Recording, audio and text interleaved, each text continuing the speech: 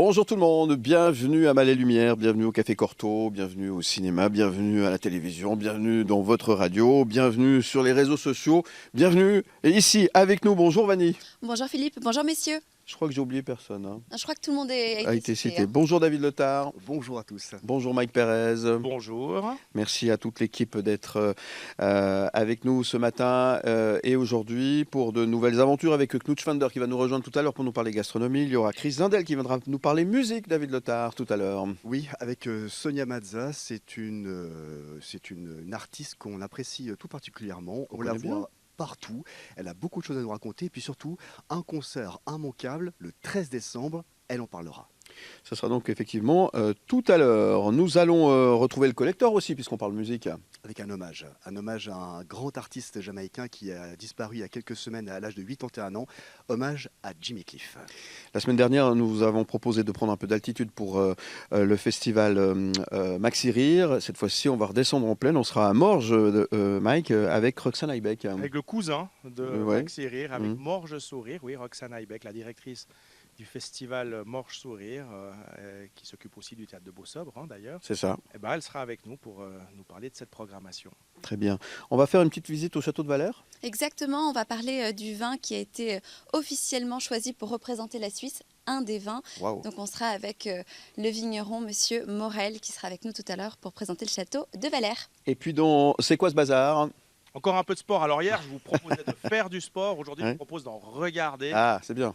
C'est le CHI de Genève. C'est un événement incontournable, événement international qui réunit les meilleurs cavaliers au monde à Genève, pas l'Expo.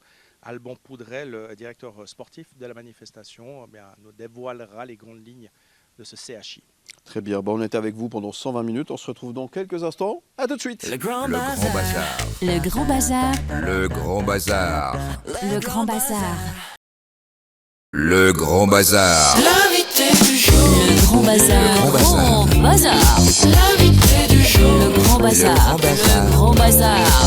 Le Grand Bazar. Le Grand Bazar. Du 6 au 13 juin 2026, Morges vibrera au rythme du rire et de la musique avec le retour de Morges Sourire. Le festival estival promet une semaine festive mêlant spectacle humoristique, concerts en plein air, marché artisanal et une riche offre de food truck. On aura l'occasion d'en parler dans un instant. Bars conviviaux et ambiance sous les étoiles viendront compléter l'expérience. Fort de son succès de l'an dernier, La Paille, une scène atypique installée au cœur dans des bottes de foin, tout simplement, fait à son grand retour pour l'année 2026.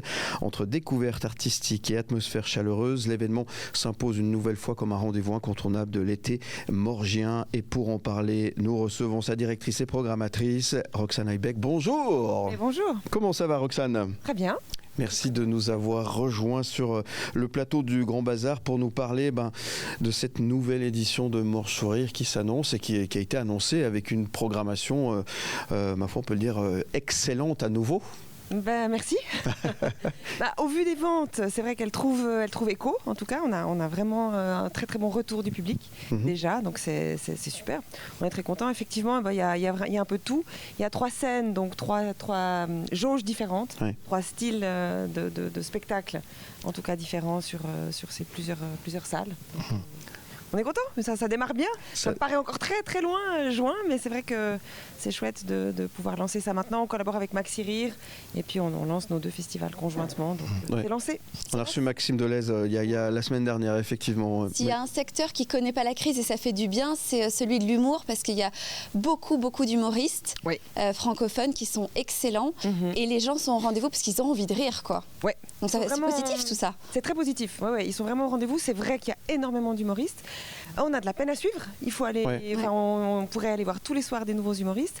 Les réseaux sociaux sont vraiment un vecteur très important. Bien sûr. Ce qui est chouette parce que ça amène des jeunes. Ça touche beaucoup des jeunes qui font le pas, qui visiblement vraiment s'informent, savent et viennent une fois qu'ils aiment quelqu'un sur le net. Ils viennent le voir en salle. Donc ça c'est positif. C'est un nouveau public. Donc le public est là, nouveau justement. Mais est-ce que l'humour a changé alors justement toutes ces années depuis le temps?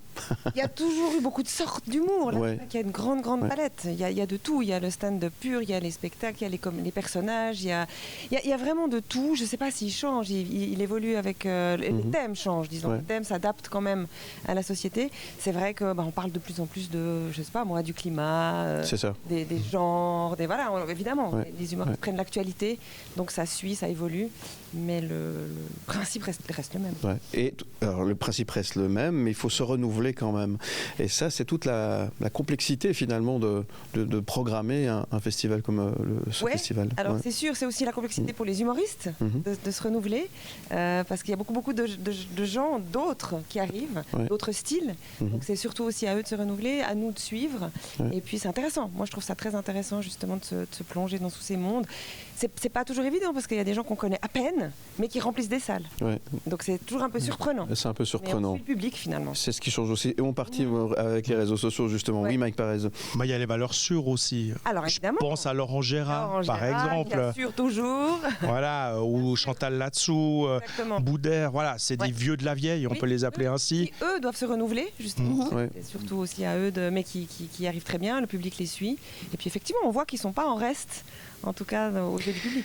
Sans oublier les humoristes suisses qui eux, ne sont pas oubliés à Morges. Ah bah non, ils ne l'ont jamais été. Non, c'est vrai qu'à Morges, vraiment...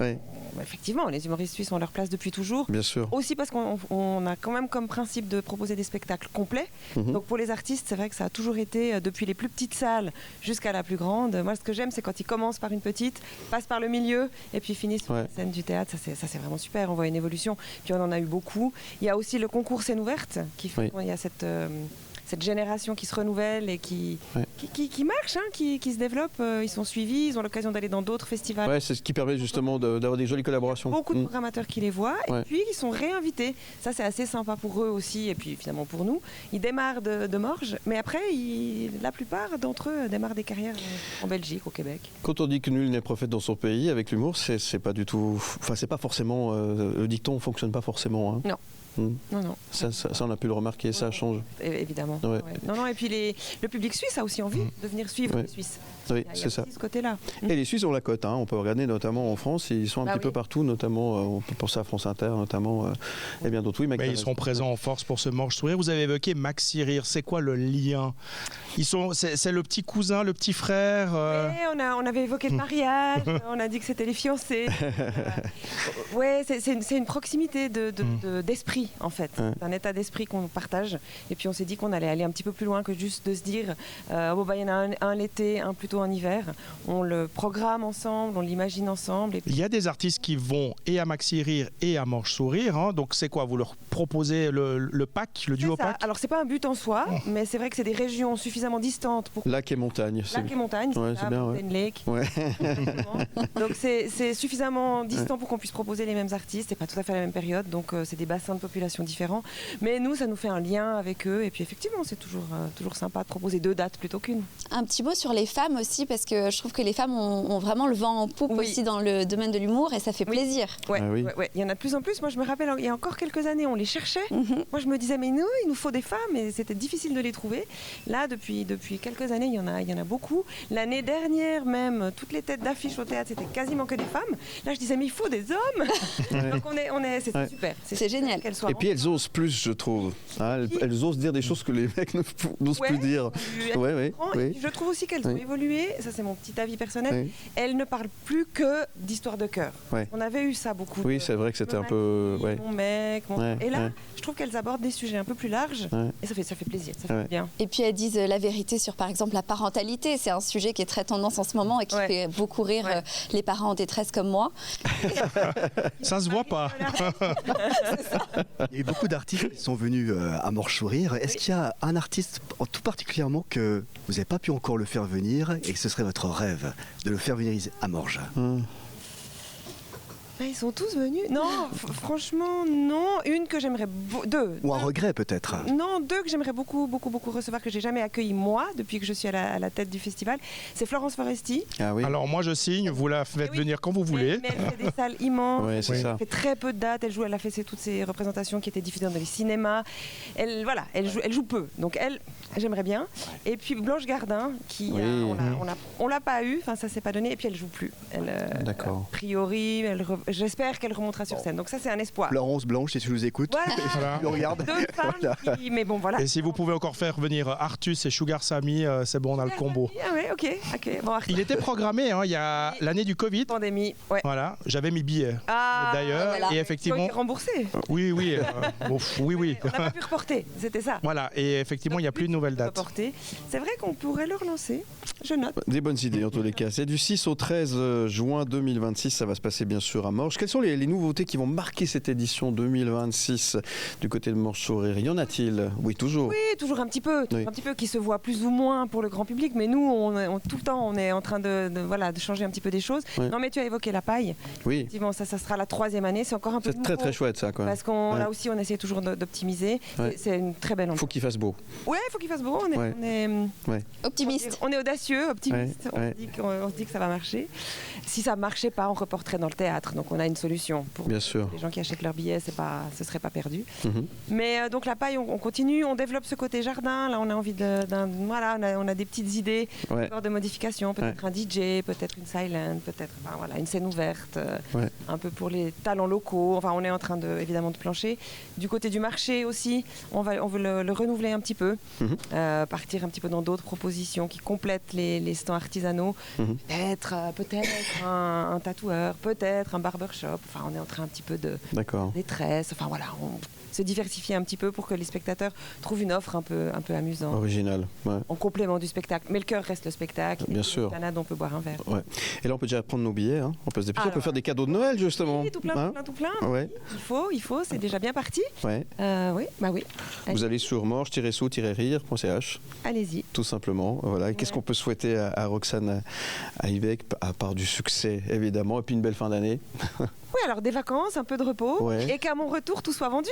Et bon, alors on te le souhaite. Qu'on fasse, qu'un beau festival, on a le temps de le voir venir. Mais merci. Très bien. Sinon, Beausobre continue à vivre le reste de l'année.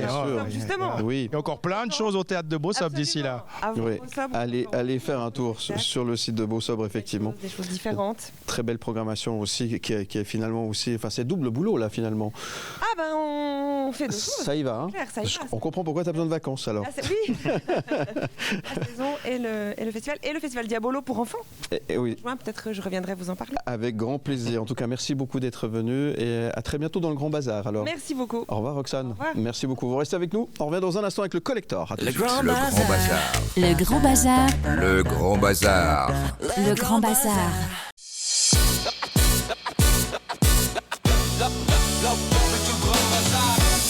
La grande cuisine comme on l'aime avec Nutschwander. Le Grand Bazar. Dans le Grand Bazar. La table du Grand Bazar. Hier, Vanille nous parlait de la truffe. Oui. Ça nous a emporté. Du coup, j'ai mangé de la truffe hier soir. Oui. Vous voyez, Merci comme quoi, Knut. ça, c'est Knut. C'est l'effet Knut, ça. L'effet Knut, aujourd'hui, foie gras, donc ce soir, foie gras. Voilà, c'est ça. Bonjour Knut. Bonjour. Oui. Du foie gras. Du foie gras, encore du foie gras. C'est vrai que c'est un peu de saison. On en parle beaucoup. Oui. L'approche des fêtes, on en trouve sur les marchés de Noël, on les trouve dans les grands magasins, on en trouve partout. Un peu décrié des fois quand même. Aussi. Comment ? Un peu décrié des fois. Oui, absolument. Justement, on va y venir parce que, finalement, est-ce que vous, ici, vous mangez du foie gras ? Oui. Oui. Tout le monde mange, d'accord. Oui, avec de la truffe. Quand c'est au rabais dans les grands centres commerciaux. Oui. Mais c'est vrai que c'est un produit qui est assez clivant, parce que pour l'obtenir, la majorité des producteurs gavent les volatiles. Et puis, je ne sais pas si vous avez déjà vu ces films assez pénibles. On voit des tuyaux qui injectent de la bouffe en grande quantité dans le cou de ces oies et de ces canards. C'est assez difficile. Donc, évidemment, ils sont engraissés. Pourquoi est-ce qu'on les engraisse ? C'est pour faire augmenter le volume du foie. Bien sûr. Donc c'est un foie qui en quelque sorte est presque malade, il est surchargé, c'est du maïs en général qu'on leur donne. Et puis pourquoi est-ce qu'on les engraisse ? D'une part parce que ce foie est peut-être malade, mais il est excessivement bon. Quand c'est bien préparé, c'est une vraie merveille. Et aussi parce qu'il se vend entre 60 et 100 francs le kilo, ce qui évidemment n'est pas tout à fait le même prix qu'un bête foie, donc parce qu'il multiplie par 5 son volume. Ah oui. Donc évidemment, ça change. Maintenant, bon, cela dit, la production, vous le savez, elle est interdite en Suisse. Et par contre, on pourrait en plus être amené à voter assez prochainement. D'ailleurs, bon, il n'y a pas de date fixée, je me suis renseigné, mais ça pourrait être l'année prochaine. Est-ce qu'il faut interdire l'importation de foie gras? Ou au moins le gavage, ce serait déjà bien. Ou le gavage, exactement. Parce qu'effectivement, on peut produire du foie gras d'oie ou de canard non gavé, mais évidemment, le rapport... financièrement, le rapport n'est pas du tout le même parce que ces foies sont très bons, mais ça prend beaucoup plus de temps. Et puis, surtout, évidemment, ils ne prennent pas le même volume. Donc, si la production était interdite en Suisse, eh bien, on le sait, c'est surtout parce que la partie alémanique aura voté pour l'interdiction du foie gras, puisque culturellement, on n'a pas toujours la même sensibilité, il n'y a pas la même tradition du foie gras en Suisse alémanique qu'ici. Et puis, je pense qu'ici, on serait quand même un peu triste de devoir renoncer définitivement au tournedos Rossini, qui est tellement incroyablement bon, assez pâté en croûte, dont tout le monde attend de manger le milieu. Si on se partage une tranche, tout le monde lorgne toujours sur le milieu où il y a le bout de foie gras, ou bien sur l'escalope de foie gras avec un petit peu de vinaigre de framboise ou un peu de vinaigre balsamique. Enfin, tout ça est quand même très très bon. Mais disons-le une fois pour toutes, c'est vrai que la production de foie gras telle qu'elle est assez indéfendable. Surtout quand on sait que justement on peut aussi recourir à faire du foie gras autrement. La seule chose, j'aimerais quand même sauver un tout petit peu ce foie gras, parce que ce qu'il me semble par contre, c'est que d'une part, ce qu'il faudrait interdire, c'est les produits à base de foie gras qui n'ont sur l'étiquette le foie gras que pour la vente. Donc il y en a très très peu, il y en a quand même, il y en a très très peu. C'est des produits d'extrêmement mauvaise qualité, c'est des conserves qui sont dégoûtantes. Et puis d'autre part, je pense qu'il y a d'autres priorités. Je comprends nos amis alémaniques qui s'intéressent à la souffrance des animaux, mais je pense qu'il y a d'autres types de production. Par exemple, les poulets en batterie, là, c'est d'immenses quantités.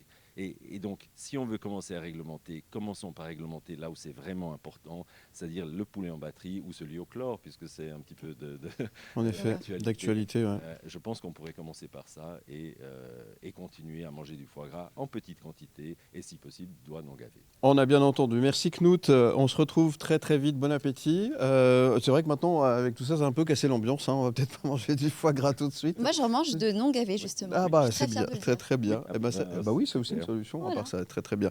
Merci Knut. On se retrouve demain dans le Grand Bazar. Le Grand Bazar. Le Grand Bazar. Le Grand Bazar. Le Grand Bazar. C'est quoi ce bazar? Le Grand Bazar. C'est quoi ce bazar? Le Grand Bazar. Le Grand Bazar. C'est quoi ce bazar? Pourquoi ce bazar? Dans le Grand Bazar avec Alban Poudret qui nous a rejoint. Bonjour, merci d'être avec nous. Bienvenue à vous dans le Grand Bazar. On va parler sport, mon cher Mike Pérez, avec ce directeur sportif qui est avec nous aujourd'hui. Du CHI de Genève. Ouais. Le CHI de Genève, c'est une manifestation incontournable qui est ancrée juste avant Noël à Palexpo. On a droit effectivement au concours hippique. Oui, c'est vrai que pour les fans, les cavaliers, tous les passionnés de sport hippique, c'est un peu Noël avant l'heure. C'est une grande fête, ça se veut une fête d'ailleurs, très variée, avec beaucoup de choses sur la piste principale, du saut, du cross, de l'attelage à 4 chevaux, mais aussi des attractions. Il y a aussi une piste dédiée aux attractions, à l'élevage, et on peut voir les chevaux à l'entraînement aussi. Il y a 450 chevaux sous le même toit pendant 5 jours. Alors, c'est une manifestation qui s'adresse évidemment avant tout aux amateurs de concours hippiques au sens très large du terme, mais pas que, c'est ça, parce que finalement le but c'est aussi d'attirer tous les spectateurs possibles. Absolument, on est heureux quand des gens qui n'ont jamais vu ça repartent comblés et nous le partagent. C'est vrai que l'idée c'est pas seulement de faire plaisir aux convaincus, mais chaque fois d'avoir plus de monde, et on a chaque fois plus de monde, c'est incroyable, surtout depuis le Covid. Ah oui. C'est impressionnant, on a eu chaque année, mais je crois que ça arrive à Paléo, à pas mal de manifestations culturelles et sportives. Il y a besoin de ce lien, de se retrouver. Et finalement, on a chaque année 1000 à 2000 spectateurs de plus. L'an passé, on a battu tous les records avec 48 000. Wow. Donc c'est impressionnant. On a déjà 2 soirées sold out, pratiquement 3 pour le samedi. Il faut vraiment courir. À ce jour, je crois qu'il reste 150 places. Donc il y en a quand même presque 10 000. On a rajouté 500 places cette année. Donc c'est vrai que c'est une manifestation presque centenaire, mais en plein essor. Qui a un impact important sur l'économie locale, parce qu'effectivement, ça rayonne dans le monde entier et ça fait venir des gens, non seulement de la région genevoise, de toute la Suisse et même de plus loin.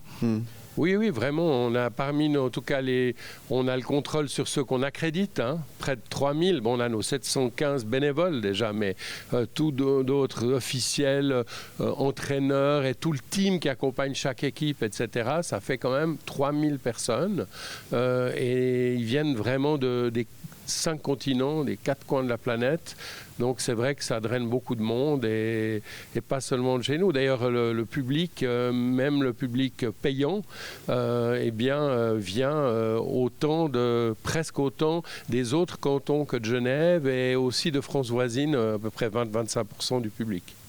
Alors il y a la discipline phare, Rennes, celle qu'on voit le plus, c'est le concours, le saut d'obstacles.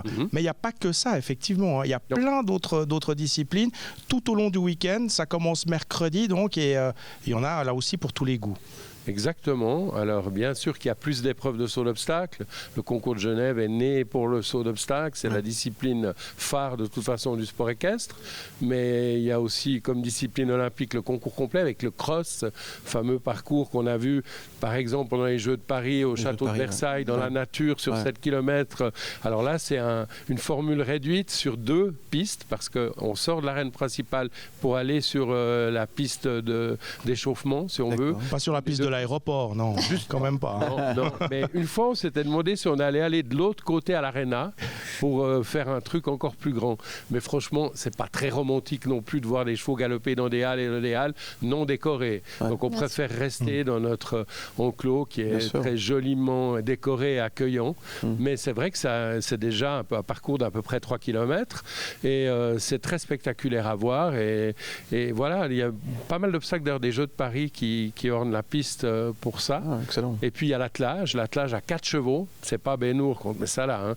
Les 4 chevaux, il y en a 2 devant, 2 derrière. Ils sont pas 4 de front, mais c'est très spectaculaire. On a presque aussi bonnes audiences à la télévision avec l'attelage que le saut d'obstacle parce que c'est rapide et très dynamique. C'est magique aussi pour les enfants. Absolument. Alors pour les enfants, ils ont leur journée le jeudi, les écoles genevoises qui viennent, mais il y a aussi, ils ont entrée libre mercredi, jeudi, et des tarifs très bas. Et donc il y a beaucoup d'enfants, beaucoup de jeunes surtout, et avec des banderoles, des passionnés. Alors on demande le calme pendant le parcours, mais juste avant et juste après, c'est de la folie. C'est ce que j'allais vous demander, parce qu'avec le monde, toujours plus de monde, plus de spectateurs, comment on gère ça avec les chevaux? Ça doit être impressionnant pour eux aussi. Oui. Est-ce que le public est respectueux et reste quand même silencieux ou c'est compliqué parce qu'on s'élargit à un plus grand public avec le temps? C'est une très bonne question. C'est aussi un souci. Moi, je suis aussi speaker au concours et j'adore partager cette émotion avec le public et d'être un peu leur porte-voix et tout. Donc, on doit toujours faire attention de ne pas être sur le fil du rasoir et de dépasser les limites. Donc, par exemple, applaudir très fort quand le cheval entre, ça va très bien. Taper des pieds, non. Parce que les vibrations dérangent les chevaux, les déconcentrent. Et donc là, on fausserait le jeu. Donc, on doit des fois leur demander 2-3 fois parce que sinon, ça peut déborder. Mais en général, ça se passe à merveille parce que c'est un public vraiment de connaisseurs et de passionnés qui aiment le cheval. Mais il n'y a pas que des connaisseurs. Parce que c'est ça le but aussi, c'est de faire venir des gens pour qu'ils découvrent cette compétition en vrai, en live. C'est pas la même chose de regarder du sport à la télévision que de le voir en vrai. Qu'est-ce que vous diriez à quelqu'un qui nous écoute, nous regarde aujourd'hui et qui se dit « Ah tiens, pourquoi pas, ça me tenterait ». Quel est l'argument final que vous allez pouvoir proposer ? Déjà que c'est la fête de tout le cheval. Donc il y a l'élevage, il y a des démonstrations de toutes sortes. Il y a les chevaux lourds qui seront là, les 11 races françaises de chevaux lourds. Il y aura aussi bien sûr des franches-montagnes, mais toutes les races de chevaux lourds qu'on voit, donc des costauds, des costauds qui tirent des chars. Voilà, il y avait la fameuse route du poisson qui allait de Boulogne jusqu'à Paris, des choses comme ça. Mais il y a ces chevaux-là qui seront là de la fête aussi. Il y a des tas d'attractions dignes du cirque sur la piste numéro 2, surtout, mais parfois sur la grande piste. Et puis, je crois qu'on a aussi pas mal d'épreuves. On a toujours voulu aller aussi vers le public, trouver un joli compromis et donc avoir des épreuves plus courtes aussi, plus spectacle. Parce que c'est vrai qu'à la queue leu 40 chevaux, ça peut être longuet pour quelqu'un qui est néophyte, mais on a vraiment des épreuves spectacles. Et une épreuve spectacle qu'on a créée avec le Club des Cavaliers ensemble, c'est la finale du top 10 mondial le vendredi soir, les 10 meilleurs du monde sur l'année qui sont sélectionnés. Il y a Steve Gerda, même s'il a été 6 mois hors course à cause de ses ennuis au dos, a quand même réussi miraculeusement à se qualifier pour cette finale. Donc il y aura une ambiance de folie. Eh bien, cette finale-là, c'est vraiment un show, c'est un spectacle. Bien sûr qu'à la fin, il y a le numéro 1 de l'année qui est couronné, mais ça se veut vraiment un spectacle et les cavaliers jouent le jeu. Ils sont d'accord de passer à l'interview, qu'ils aient mal fait ou bien fait. Ils arrivent même des fois à avoir de l'humour et de la répartie quand ça ne va pas. Mais pour qu'on connaisse mieux ces cavaliers, parce que c'est vrai que sous une bombe, sous un casque, on ne les voit pas trop, on ne les connaît pas trop. Et notre but, c'est aussi de les rapprocher du public, aussi avec des épreuves humoristiques. Ils doivent un peu faire les pitres ou les clowns, mais toujours dans le respect du cheval ou du mulet, parce qu'on a même vu Steve Gerda sur un mulet. Alors, vous parliez de cette épreuve mondiale. Les Suisses sont plutôt bien là dans ce genre de discipline, et là aussi il y a une fierté aussi quelque part. Énorme, et ça nous aide aussi à avoir plus de public. Il y a le Covid et le fait d'avoir envie de se retrouver, mais le fait d'avoir 2 immenses stars avec Steve Gerda, champion olympique de Londres et vice-champion olympique encore à Paris-Versailles, est extraordinaire évidemment. Et puis il a gagné à Genève 15 épreuves majeures. Le deuxième est à 10 victoires. Il a gagné 3 fois cette finale du top 10 mondial. Le deuxième est à 2 victoires. Donc vraiment, c'est le cavalier de tous les superlatifs. Et Martin Fuchs, qui est le jeune qui monte, qui avait gagné cette finale du top 10 l'an passé. Donc en fait, on a 2 superstars. Et puis on a beaucoup de jeunes qui arrivent, qui commencent à être au firmament. Parmi eux, une majorité de romans. Bon, mais c'est très bien. Celles et ceux qui veulent. Encore des femmes. Il manque encore des femmes. Oui, c'est important que vous le signalez. Effectivement, il n'y en a pas assez. Et c'est un des rares sports, on tient à le souligner, où voilà, il y a une vraie mixité, hommes et femmes, tout à fait, ensemble ou l'un contre l'autre, c'est comme vous voulez, mais voilà, il n'y a pas de catégorie homme ou femme, c'est tout le monde ensemble. Et on a eu 3 victoires féminines quand même dans cette finale du top 10 par le passé. C'est important effectivement de le souligner. Celles et ceux qui désirent venir, c'est pas trop tard, c'est encore possible, évidemment, encore de la place. C'est trop tard pour vendredi soir et dimanche. Mais il faut foncer pour samedi jour et samedi soir. Samedi jour, il y a des prix très très raisonnables, mais tous les jours d'ailleurs. Mais vraiment, c'est la journée des familles, donc on la veut comme telle. Et le spectacle est aussi adapté à ça. Il y a même des chiens qui participent à une épreuve d'obstacles. D'accord. Et puis, le jeudi soir, il y a déjà tous les chevaux du Grand Prix du dimanche parce qu'ils doivent se qualifier là. Donc, pourquoi pas le jeudi soir? Pourquoi pas? Les entrées sont à 30 francs. Donc, franchement, on veut que les portes de Palexpo soient grandes ouvertes pour les cavaliers comme pour le public. Eh bien, c'est noté. Merci. On sent le passionné, en tous les cas. Ça fait plaisir. Merci, Alban Poudret. Qu'est-ce qu'on peut vous souhaiter? Alors, plein succès pour cette édition, alors? Oui, ce serait merveilleux que ce soit un plein succès. Et il reviendra nous parler de la 100e l'année prochaine. Avec plaisir. Quand vous voulez. Merci beaucoup d'être venu dans le Grand Bazar. Merci. Et plein succès donc pour cette manifestation. La grande fête et le Grand Bazar. C'est ça. À très bientôt. Merci beaucoup. À tout de suite. Le Grand Bazar. Le Grand Bazar. Le Grand Bazar. Le Grand Bazar. Le Grand Bazar. Le Grand Bazar. Le Grand Bazar. Le Grand Bazar de retour sur le plateau. Nous sommes à Ciné-Étoile Mal et Lumière au Café Cortot. On va parler musique avec Chris Zindel qui nous a rejoint. Bonjour Chris. Et oui, ça va et toi? Et Sonia Mazza. Bonjour à tous. Bonjour Sonia. Comment ça va? Très bien. Merci. Plaisir de t'accueillir sur le plateau. Écoute, Monrax, Vanny, Mike Pérez, qui aurait cru de vivre ça un jour? Nous, on s'est dit la même chose. Sonia Mazza, qui l'aurait cru? Voilà, on est là. Ça fait plaisir en tous les cas. Voilà. Bon, Chris Zindel, alors, Alors, Sonia Mazza, moi je voulais qu'elle vienne parce qu'elle fait partie de ces artistes qui sont déterminés et moi j'aime beaucoup son caractère rock sur scène où elle donne tout, elle est à fond et puis elle fait plein de choses. Elle fait une passionnée. Et puis ça se ressent et puis elle prend toutes les choses en main pour vraiment que les choses évoluent dans un milieu de la musique suisse qui est évidemment compliqué. Donc chapeau à elle, vraiment. Ouais, chapeau, effectivement. Et bravo, parce que c'est vrai que tu as plusieurs casquettes, tu sais faire plein de choses. De la danse, du chant, tu as fait plein de choses, de la radio, coach. Oui, voilà, ouais. Tu as fait plein de trucs dans ta vie. Hein. On appelle ça un parcours atypique. Moi, c'est simplement la vie qui m'a amené à avoir différentes casquettes. Et, j'étais garde du corps pendant 10 ans, vous le savez, et puis après journaliste et animatrice radio. Ouais. Et voilà, après je suis arrivée dans la musique, et puis de la musique j'ai voulu transmettre, et du coaching vocal, et scénique. Et voilà, il y a tout. En fait, pour moi, tout est cohérent, même si tout a l'air complètement différent. Pour moi, il y a vraiment une cohérence dans le parcours. La cohérence comment, par exemple, entre garde du corps et radio, par exemple? La cohérence par rapport à moi-même. Ah, par rapport à toi, par rapport à des choses que tu avais envie de faire. Exactement, c'est des choses que j'avais besoin d'exprimer. C'est-à-dire que quand j'ai exprimé une partie de moi-même, à un moment donné, je me dis, ok, ça j'ai fait le tour, j'ai envie d'aller chercher une autre partie de moi-même et d'exprimer et de comprendre une autre partie de moi-même. Et tout ça correspond à un différent métier à chaque fois. Ouais. Et c'est un peu dans l'air du temps, aujourd'hui, on n'a plus forcément un métier dans une vie, on fait plusieurs choses. Toi, tu as testé plusieurs choses.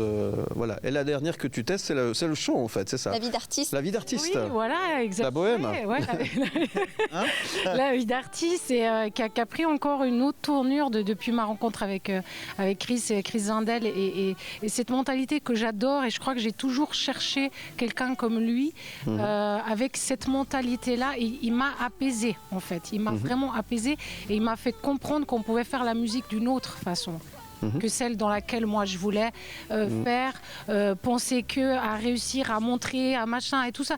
Il m'a dit, on va tout poser, on va calmer et on va vraiment faire de la musique. Il n'y a personne qui nous court après, il n'y a personne qui est en train de m'attendre. Donc j'ai le temps, je fais ma musique. On aimera, on n'aimera pas, mais je suis vraiment en train de prendre du plaisir, vraiment pour la première fois. Comme quoi, c'est pas facile non plus de coacher, parce que tu coaches très bien les autres. Tu as ce côté coach que tu as toujours eu. Moi, je l'ai connu aussi en radio. Mais se coacher soi-même, c'est très difficile. Donc même une coach a besoin aussi de quelqu'un qui la coach un peu et qui lui dit attends, prends du recul. Le cordonnier plus mal chaussé. Ouais, alors non, c'est pas ça. C'est pas ça. Je pense pas. Non, je pense que les coachings que moi je fais avec les artistes, c'est plutôt des personnes qui arrivent, qui n'ont pas confiance en eux et qui n'arrivent pas à se révéler sur scène. La scène, c'est vraiment un endroit où si t'es pas authentique, ça marche pas très bien, quoi. Et donc, je pense que juste par rapport à mon expérience de vie et à ma petite échelle, je vais pouvoir juste les aider à aller un peu plus loin. Donc ce travail, moi, je l'ai fait pour moi-même. Ce que m'apporte Chris, c'est plus une compréhension de ce métier en Suisse, parce que moi, je travaille plus en Italie, où c'est une autre culture, un autre marché. Et donc, il fallait que je m'adapte aussi à ce qui se passait ici. Et lui, il m'a montré ce qui se passait ici, tout en prenant compte de mon histoire et ma personnalité. Alors, qu'est-ce qui va se passer maintenant pour toi? Il y a pas mal de choses, il y a des projets, il y a des choses qui se mettent en place. Qu'est-ce qu'on peut dire aujourd'hui? Alors, quelque chose pour moi qui est important, c'est le 13 décembre. Donc, je me suis réveillée un matin, j'ai dit pourquoi je ne réunirais pas toutes les personnes que je coach sur scène. Et puis voilà, je me suis lancée dans ce pari fou. On a eu très peu de répètes, on y va vraiment comme ça à la fraîche. Mais on se réjouit vraiment de ce concert le 13 décembre aux Ateliers de la Côte à Étoile. Donc, il y aura tous les artistes que j'ai coachés une fois ou plusieurs fois qui vont chanter. Moi, je chanterai une petite chanson à la fin en voix guitare. Et puis, donc le billet est 20 francs et 2 francs est reversé à la Ligue vaudoise contre le cancer. Il y aura la directrice qui sera là également. Et donc, pour moi, cette soirée est très importante. Et ça, c'est mon projet par rapport à mon agence Madame, etc. Voilà, ça c'est important. Et mon projet artistique, c'est un autre projet. Tu en parles maintenant? Ah bah si tu veux, oui, t'es là pour ça. Départ. Et ben, en fait, Chris m'a fait connaître des producteurs qui sont à Lisbonne. Donc Graham et Alex, on a commencé à travailler ensemble sur des morceaux. Puis vraiment, comme j'ai dit, il n'y a personne qui nous court après, donc on prend vraiment notre temps. Le premier voyage, il m'a dit va te détendre déjà, respire, repose-toi, prends du temps pour écrire. découvrir. Et c'est ce qu'on a commencé à faire. Et puis il y a déjà un morceau qui... C'est vraiment très fort ce qu'on est en train de faire et je me réjouis. Et le moment venu, il me retient un peu. Il me retient, mais 2026, vous découvrirez le projet Mazza. Ouais. On a hâte. Bien. Alors, on a hâte de découvrir tout ça. On sent la combattante qui est en toi, celle qui veut rien lâcher, la passionnée. Et ça, c'est important. C'est des outils importants pour pouvoir enchaîner et continuer tout ce que tu veux faire. Je pense que pour tout le monde, dans la vie de tous les jours, on est tous confrontés à des difficultés. Et puis, oui, c'est clair que il faut aussi accepter qu'il y a des moments, oui, on baisse les bras, oui, on est moins combatif. Et puis, c'est OK, ça fait partie du parcours de chacun. Mais effectivement, moi, j'ai cette tendance simplement à vouloir faire quelque chose de positif de ce qui m'arrive. À chaque fois, je me dis, OK, la situation, c'est ça, tu peux pas changer. Qu'est-ce que tu peux en faire? C'est surtout ça. Et puis la vie, elle t'envoie les bonnes personnes au bon moment. Chris est arrivé dans ma vie au bon moment. Et je pense que ça a toujours été comme ça dans ma vie. Et je l'aurais rencontré il y a 2-3 ans en arrière, peut-être j'aurais pas écouté ce qu'il me disait parce que c'était pas le moment pour moi, j'étais pas prête. Parce que j'avais envie plus de briller. Lui, c'est pas ça, il me fait pas rêver. Il me donne beaucoup. Non, mais c'est pas ça que je voulais dire. Non, mais c'est vrai. Mais voilà. Son pire cauchemar.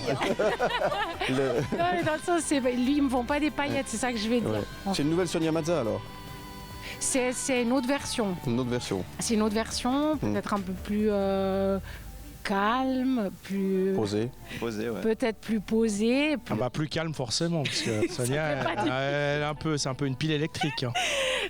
Disons que plus consciente de la vie. Ouais, bon, qu'est-ce qu'on peut te souhaiter aujourd'hui, Sonia? Qu'est-ce qu'on peut me souhaiter? Que ça continue comme ça, que je garde cette conscience que la vie est un cadeau, et puis chaque jour, me réjouir. Et puis moi, mon mantra, c'est quand c'est dur, j'affronte, et puis quand c'est plus cool, je profite, quoi. Ouais. Et maintenant, c'est ça, ma théorie de vie.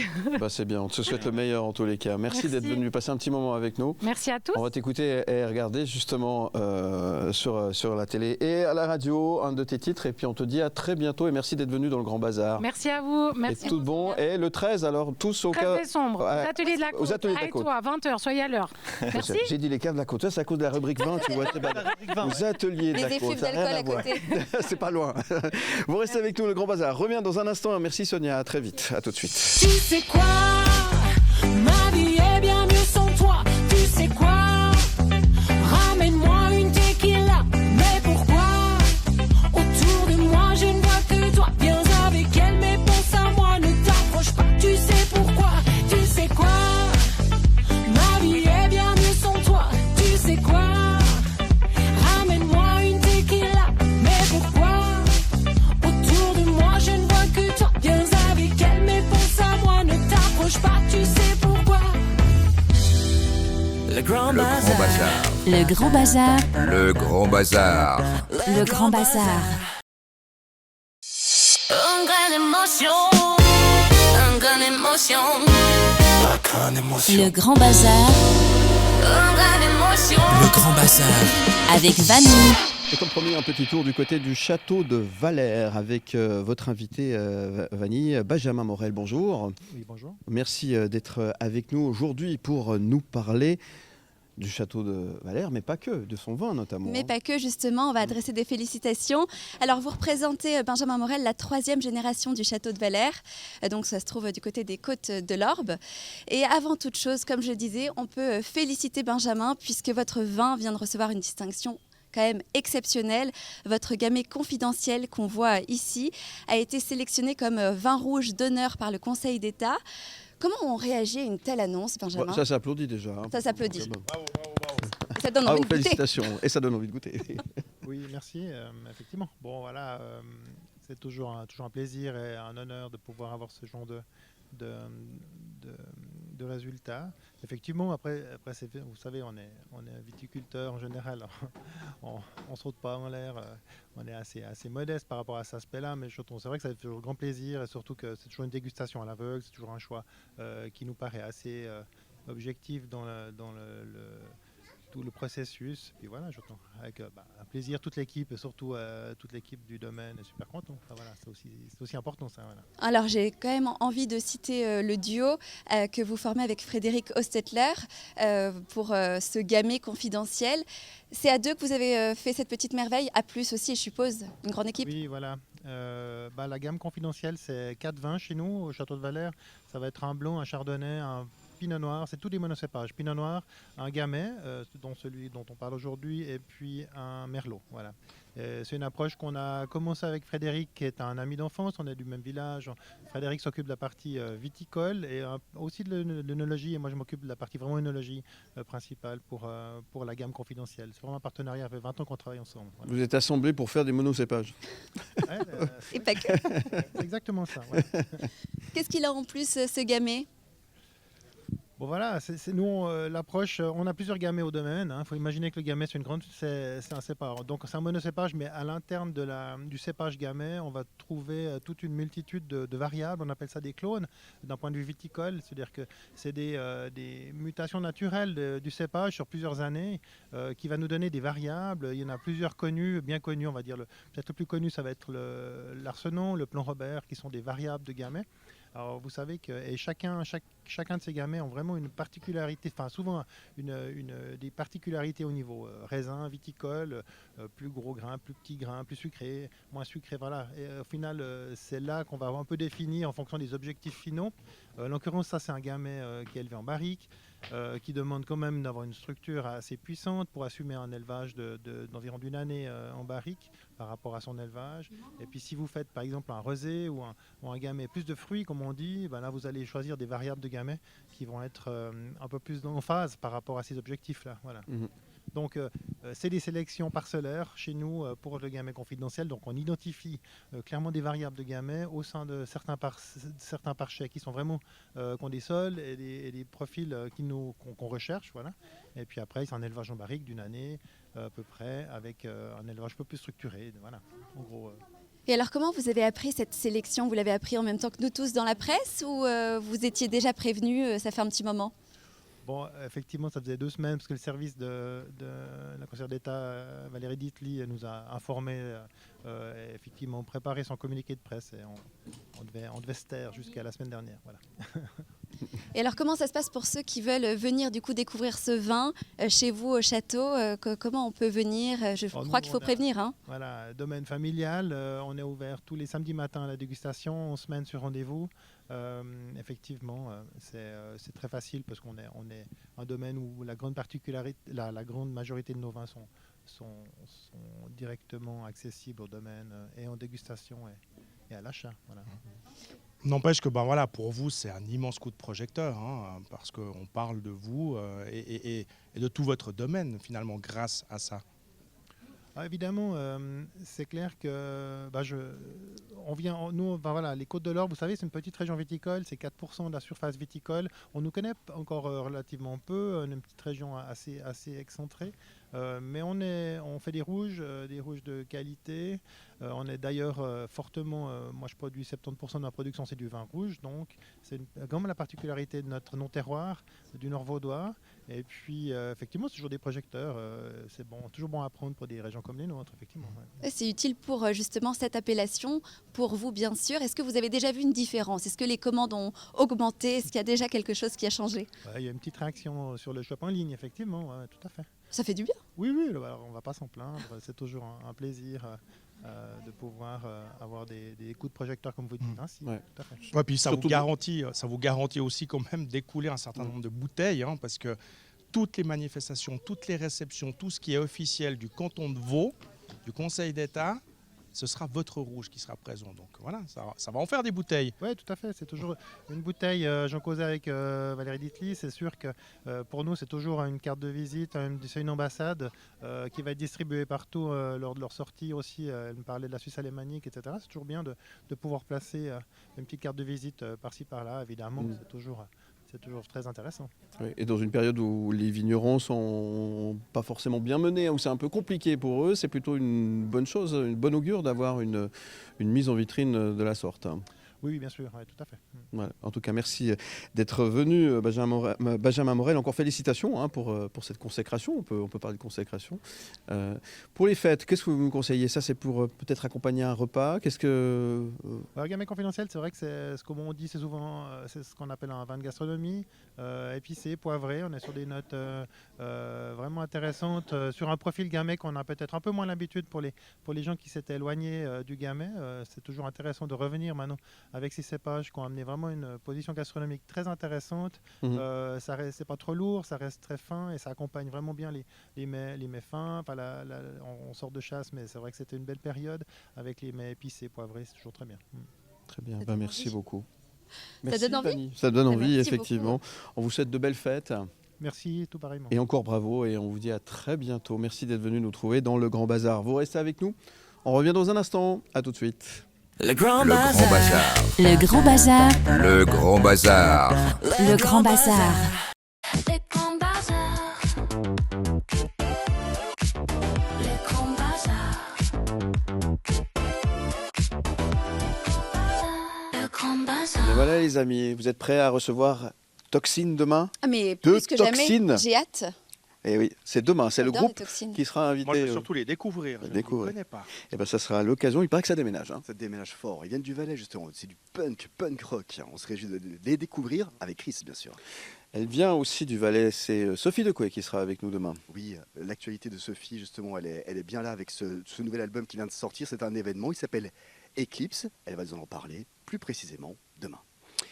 David, puisque vous avez le micro, le souvenir demain, Collector, on va se plonger. On va parler de cinéma, je pense, demain. On va parler de cinéma, puis il faut bien que je vous mette aussi un petit disque de Noël. Non, bah oui, quand même, ça me manquait. On ne peut pas s'empêcher. J'attends crainte et ferveur à la fois. Maria Carey, mais pas non, Maria Carey, franchement, on l'a déjà assez entendu. Peut-être, qui sait, un jour, je la mettrai, mais on verra. Là, je vous parlerai de Johnny Mathis pour la bande originale d'un film extraordinaire sorti en 1984, des Gremlins 1. Très bien, ça c'est pour demain. On parlera aussi un peu cinéma d'ailleurs demain, puisqu'il y a des films de Noël à voir aussi au cinéma, bien évidemment, pour les enfants. Hein. On peut penser à Zootopie. Oui, il y a des dessins animés, il y a des films Avatar. Il y a Avatar qui va arriver la semaine prochaine, très très attendu. On en parlera demain. Ils sont fans de la saga, ils vont être servis, je crois. Oh, mon cher Mike, on va parler sport aussi demain, non? Non, on en a assez déjà parlé hier. Ça y est, un petit peu d'effort, il est déjà fatigué. On s'est entraîné pour la Christmas Run, on a parlé du CHI de Genève. Demain, c'est repos. Prenons plutôt un verre, non? Un verre, ça c'est une bonne idée. Prenons un verre, et pas n'importe quel verre, ma chère Vanille. Et oui, derrière chaque bouteille, il y a un vigneron, et Widow Wine veut vous le faire connaître. C'est un peu le but de ce collectif qu'on va découvrir demain. On a hâte de découvrir tout ceci. Tout ça, c'est le programme de demain, il est déjà bien chargé. Merci de votre fidélité. On se retrouve donc demain, même endroit, même heure, pour de nouvelles aventures, ici au Café Corto, à Malais Lumière. Salut, bye bye. Le Grand Bazar. Le Grand Bazar. Le Grand Bazar. Le Grand Bazar.